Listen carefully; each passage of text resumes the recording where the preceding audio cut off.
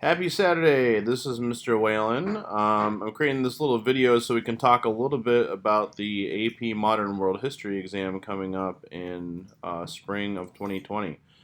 First of all, I would love you to follow what I do on my Twitter and my Instagram at Cliptography for Twitter and Cliptography on IG. And also, if you need to contact me, feel free to email at daniel.whalen@pgcps.org. So, as you may know, starting this year, we're getting our administrative tasks done very early for the AP exam. All students are to be registered in the online AP classroom. And in the classroom, you have to make a choice about whether you will be registering for the exam. So I need you to negotiate with your students which AP exams they think they want to take in the spring, and to actually go into that College Board website and change the setting from undecided to committed for taking the exam.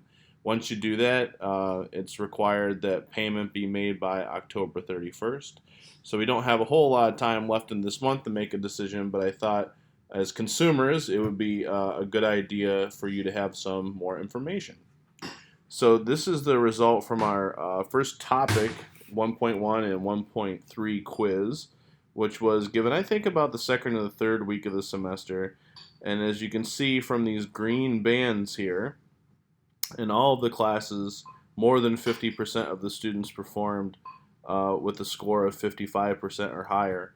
And if you're getting in the range of 55% or higher, that means if you have that kind of performance across the board, that you should expect an outcome of a 3, 4, or 5 on an AP exam. Our second unit exam, or our second exam was this unit exam that we took just last week, and you can see that the results were much like the previous assessment. This one was longer. It had 36 multiple choice questions and then 2 short answer questions.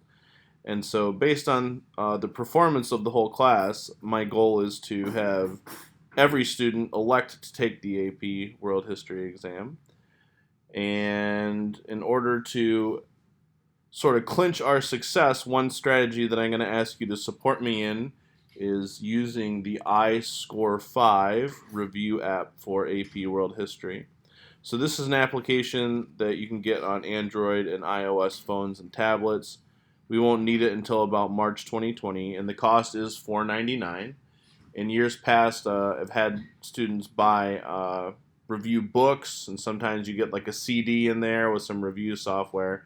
And what's great about this is that all the study materials are built right into the app, and it charts your progress, and it challenges you to higher and higher levels of achievement, all the while giving you a score, essentially turning it into a game.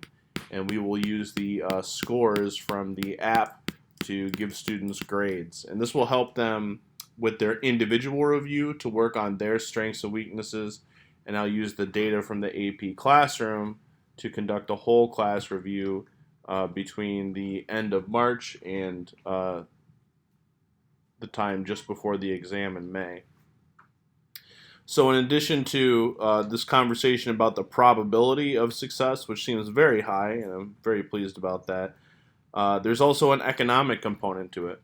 In the online classroom, I have a PDF that says College Transfer Credit Policies, and I asked my students to report to me which universities they thought they were most likely to attend, and to give me the URLs for the transfer credit policies, the general education requirements, and the cost per credit.